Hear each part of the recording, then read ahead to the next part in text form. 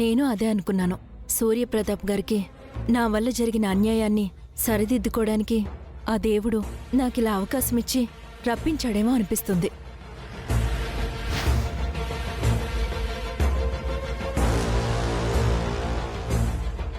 సూర్యప్రతాప్ గారు నా మీద అత్యాచారం చేయబోయారు. ఈసారికి ఎలాగోలా ప్రమాదం తప్పింది. కానీ వాళ్ళు ఇంకా ఎలాంటి ప్లాన్లు వేస్తారో నాకు తెలియడం లేదు. కానీ మీరు మాత్రం జాగ్రత్తగా ఉండండి. పెద్దయ్య గారికి హాని తలపెట్టారంటే వాళ్ళని ప్రాణాలతో వదలకూడదు అమ్మాయి గారు. వాళ్ళకి తగిన గుణపాఠం చెప్పాలి. అవును రాజు, కానీ వాళ్ళని ఏం చేస్తే దారిలోకి వస్తారో అర్థం కావట్లేదు.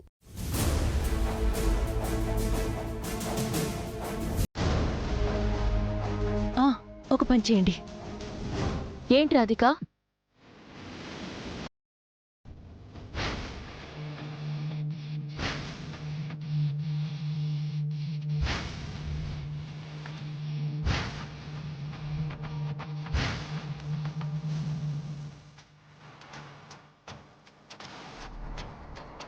ఏమంటారు? అవునమ్మాయి గారు, రాధిక గారు చెప్పినట్టే చేద్దాం. అలాగే రాజు. థ్యాంక్స్ రాధిక గారు. నాన్న వెయిట్ చేస్తుంటారు, మేం బయలుదేరతాం. జాగ్రత్త.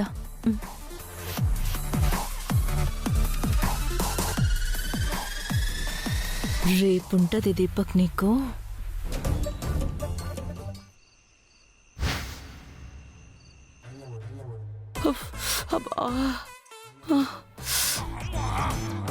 రే దీపక్, మీ మావయ్యని అత్తయ్యని అగ్నికి ఆహుతి చేద్దాం అంటే తప్పించుకున్నారు.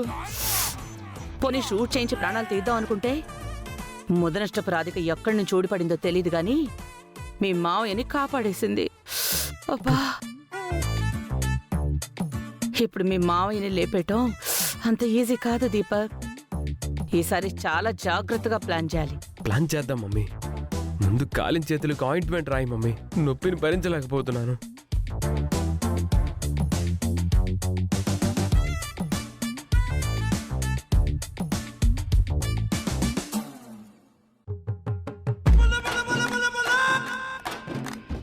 అయినా మ్యాచ్ బాక్స్ పంతులకు ఇచ్చేసి ఉంటే మనకెంత బాధ ఉండేది కాదు మమ్మీ.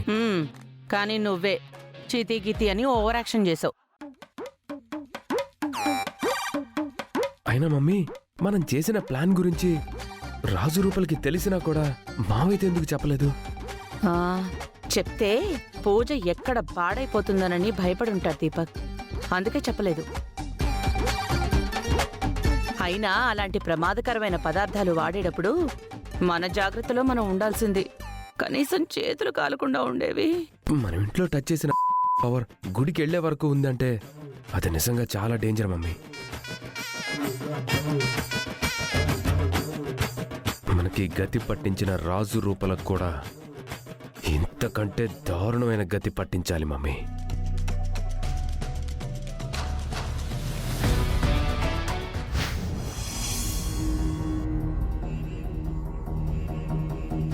ఈ దోషానికి సంబంధించిన ఛాయలు ఇంకొంతకాలం అమ్మాయి మీద ప్రభావం చూపుతాయి. దోష నివారణ సంపూర్ణంగా అవ్వాలంటే ఈ అమావాస్య పోవాలి. అప్పటి వరకు ఈ అమ్మాయిని కంటికి రెప్పలా కాపాడుకోవాల్సిన అవసరం ఎంతైనా ఉంది.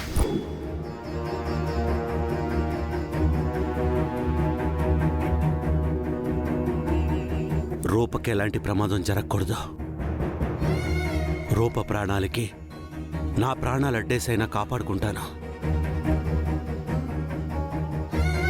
నా బంగారు తల్లి 10 కాలాల పాటు ఆనందంగా బతకాలి. రాధిక చెప్పిన ప్లాన్ వర్కౌట్ అవుతుందా రాజు? తప్పకుండా అవుతుంది అమ్మాయి గారు. విజయాంబిక దీపకులు చేసిన తప్పుకు శిక్ష పడాలంటే రాధిక చెప్పినట్టే చేద్దాం అమ్మాయి గారు. దీపక్ ఎలాగో అమ్మాయిలు పిచ్చోడు కాబట్టి అమ్మాయిల విషయంలో దీపక్ నిరికించి పెద్దయ్య గారిని నమ్మిద్దాం. అవును రాజు, నాన్నని చంపాలని ప్లాన్ చేసిన వాళ్ళని ఊరికే వదిలిపెట్టకూడదు. ఎప్పటికప్పుడు వాళ్ళకి కోటింగ్ ఇస్తూనే ఉండాలి. ఇంకో ప్లాన్ చేయడానికి వాళ్ళ మైండ్ కూడా వాళ్ళకి సహకరించకూడదు. అలా టార్గెట్ చెయ్యాలి. అమ్మాయి గారు, దీపక్ బాబు అత్తయ్య గార్ల గురించి మీరు ఇంత కఠినంగా మాట్లాడుకుంటున్నారు అంటే వాళ్ళెంత వెదవ పని చేసి ఉంటారో నేను అర్థం చేసుకోగలను రాజన్న. వాళ్ళిద్దరినీ సరైన దారిలో పెట్టాలనుకున్నాను, కానీ పెట్టలేకపోయాను. మీరైనా వాళ్ళని సరైన దారిలో పెట్టండి. మీరు చేసే పనిలో నేను కూడా భాగస్వామినవుతాను. వద్దు మందారం, వాళ్ళకెలా బుద్ధి చెప్పాలో మాకు తెలుసు. అనవసరంగా నువ్వు ఇన్వాల్వ్ అయ్యి వాళ్ళ దృష్టిలో పడొద్దు.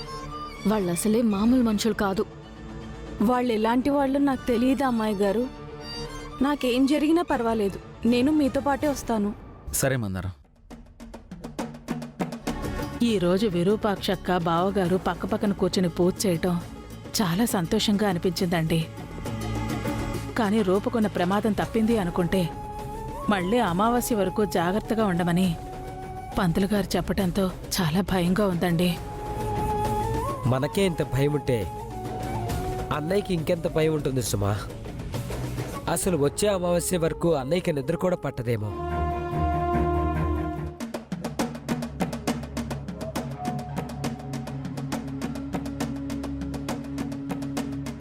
అమ్మాయి గారు, అత్తయ్య వాళ్ళు పడుకున్నట్టున్నారు, కానీ చిన్నయ్య గారు, చిన్నమ్మ గారు, పెద్దయ్య గారు ఇంకా పడుకోలేదు. రాజు, నాన్న రూమ్లో లైట్ ఉన్నా ప్రాబ్లం లేదు. ఎందుకంటే నాన్న ఈ టైంలో బయటికి రారు. బాబాయ్ పిన్నిలు లేచినా మనకి సపోర్ట్ చేస్తారు కాబట్టి మన ప్లాన్ అమలు చేద్దాం రాజు. సరే అమ్మాయి గారు, పదండి.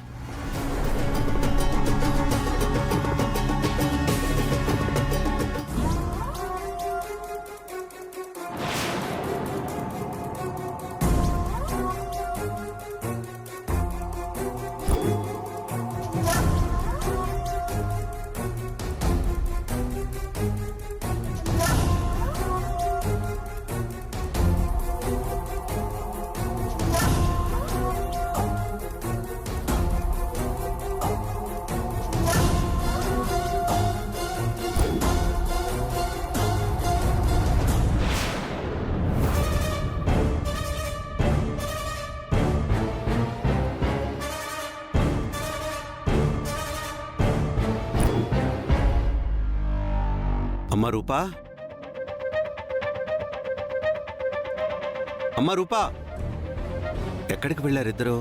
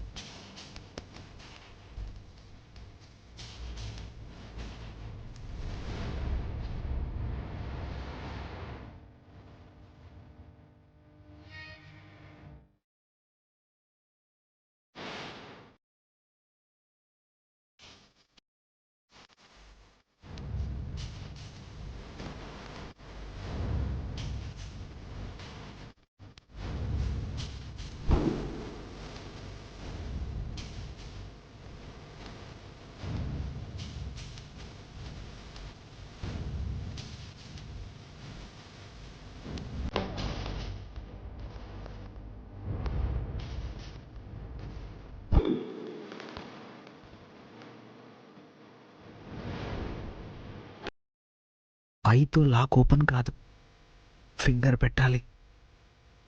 కానివ్వండి.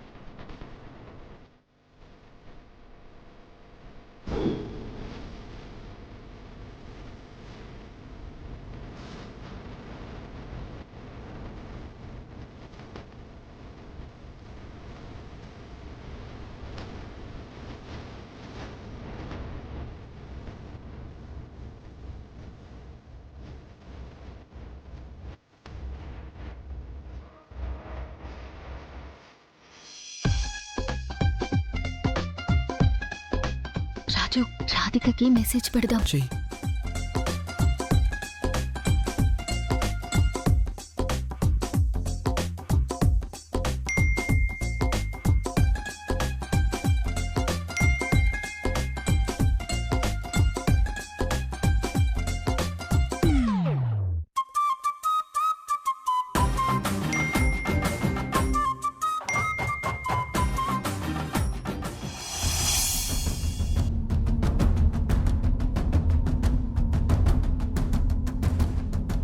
ఇంకాసేపు కనపడకపోతే నాన్న నా కోసం కంగారు పడతారు.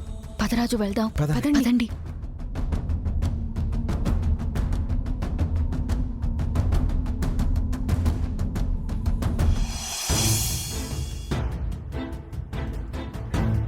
రండమ్మాయి గారు.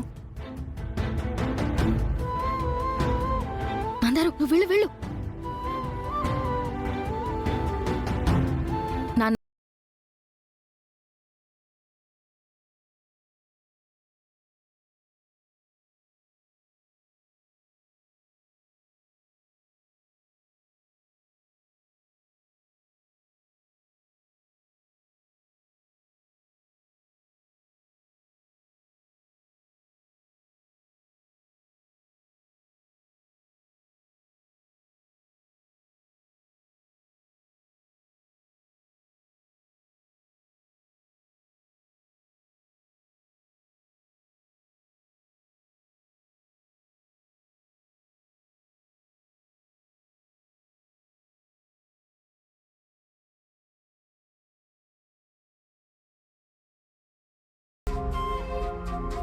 నాకు తెలుసు రాజు, కానీ ఏదో తెలియని భయం నన్ను వెంటాడుతుంది. ఎలాగైనా రూపను మనం కాపాడుకోవాలి. రూప నాకు బిడ్డ మాత్రమే కాదు రాజు, నా ప్రాణం కూడా.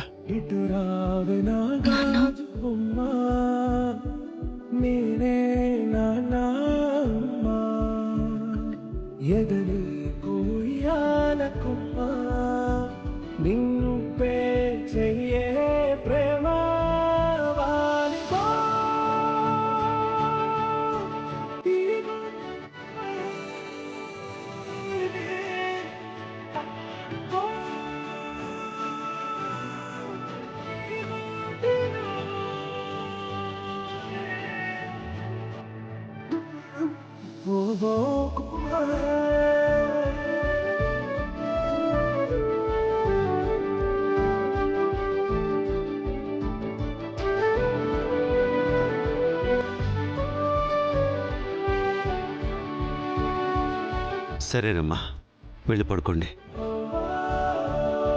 పదరాజు.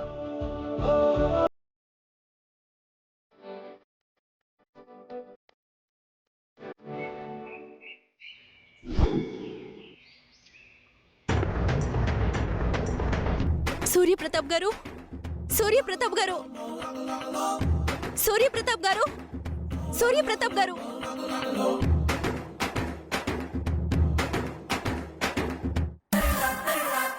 సూర్యప్రతాప్ గారు.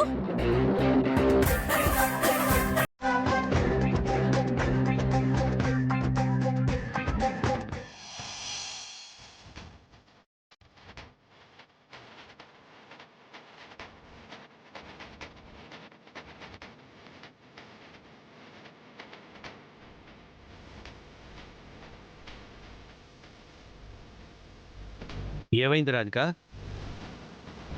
మీలాంటి గొప్ప కుటుంబంలో నీచమైన కలుపు మొక్కలుంటాయని అస్సలు ఊహించలేదు సార్.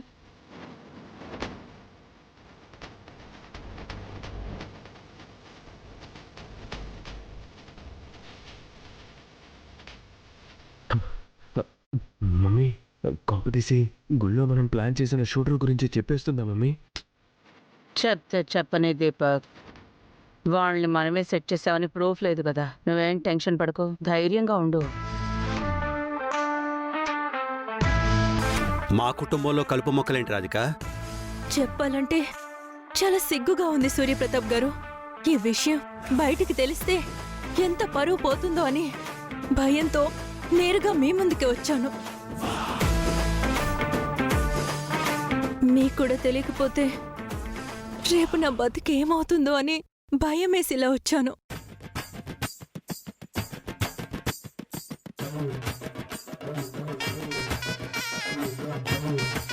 అసలు ఏం జరిగిందో చెప్పకుండా ఏదేదో చెప్తున్నారెందుకండి? ఆడదాన్ని కదా, ఆత్మాభిమానాన్ని చంపుకొని అంత సులువుగా చెప్పలేను కదా రూపా.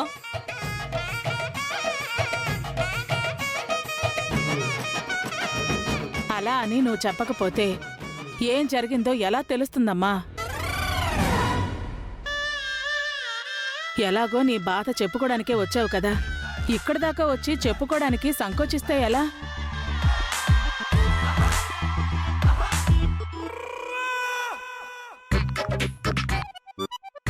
రే దీపక్, నువ్వు గానీ ఆయన చేసావా? అంత అవకాశం నాకెక్కడిచ్చింది? ఆ, అదే నేనేం చేయలేదు మమ్మీ, ప్రామిస్ నేనేం చేయలేదు. చెప్పు రాధిక, ఏం జరిగింది? చెప్పు రాధిక, భయపడకుండా చెప్పు. నాకు భర్త లేడని తెలిసి నాతో తప్పుగా మాట్లాడుతున్నాడు.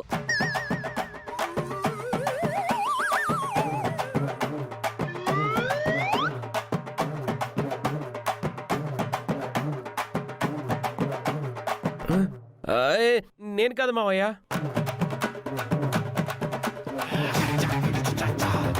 నాకు బాబు ఉన్నాడని చెప్తున్నా కూడా నన్ను మళ్ళీ పెళ్లి చేసుకుంటానని, నా బాబుకి అతను బాబు అవుతానని చెప్తున్నాడు. నాకు పెళ్ళై బాబున్నాడు. నాకు పెళ్ళై బాబున్నాడు, కానీ నా మనసు మాత్రం నిన్నే కోరుకుంటుంది రాధిక.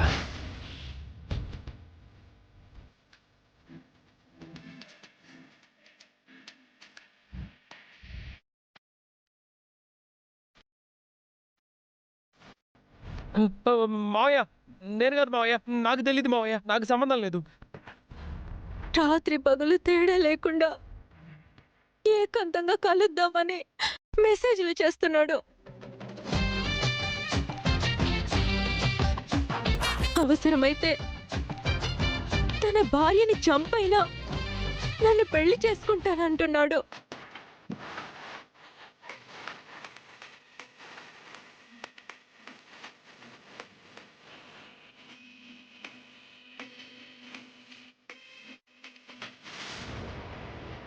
రే దీపక్, ఇవన్నీ వింటుంటే నీ మీదే నాకేదో అనుమానంగా ఉంది. నిజం చెప్పు, నువ్వేం చేసావు? మమ్మీ, నువ్వు కూడా నన్నే అనుమానిస్తున్నావు మమ్మీ. నాకేం తెలియదు. చూడండి రాధిక గారు, మీరింతకు ముందు కూడా ఇలానే చేశారు. మళ్ళీ వచ్చి మా ఫ్యామిలీ మీద మచ్చ వేయాలని చూస్తున్నారు. ఇది కరెక్ట్ కాదు. మీరు చెప్పినవన్నీ చేసేంత నీచులెవరూ మా ఇంట్లో లేరు. కావాలంటే ఒకసారి క్రాస్ చెక్ చేసుకోండి.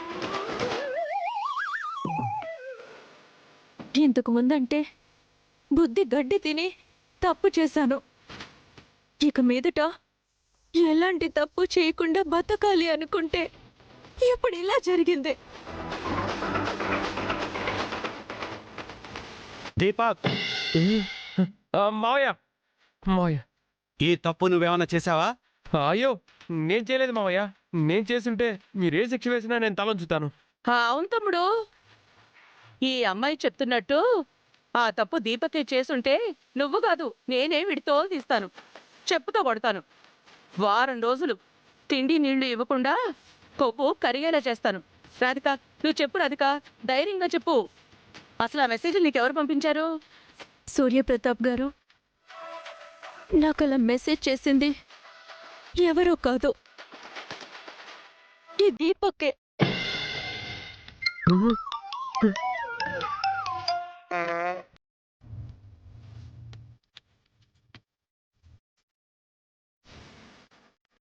అయ్యో,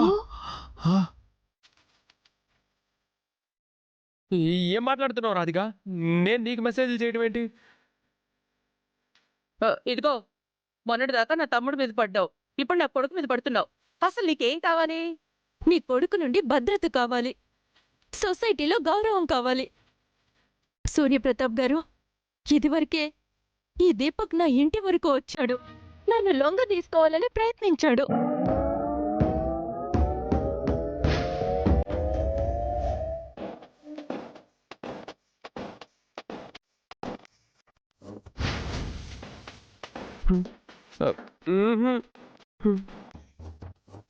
ఛీ, ఆడదాని వయ్యుండి ఇంటికి దిగజారడానికి సిగ్గుగా లేదు? భార్య ఉండి ఇంకో ఆడదాన్ని ఆశించడానికి నీ కొడుకుండాలి సిగ్గు. అలాంటి దరిద్రపు ఆలోచనలు చేస్తున్న నీ కొడుకుని వెనకేసుకుని రావడానికి నీకుండాలి సిగ్గు. రాధిక, ఆగండి అత్తయ్య.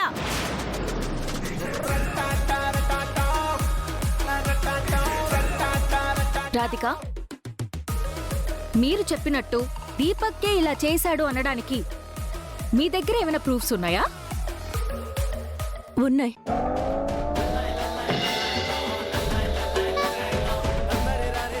నన్ను సొంతం చేసుకోవడానికి నాకు బంగారం ఆశ చూపించాడు. ఇదిగో ఈ ఉంగరం. నువ్వు తమ్ముడి మీద మోపిన నిందని అందరూ నమ్మే ఆయుధం నా దగ్గరుంది.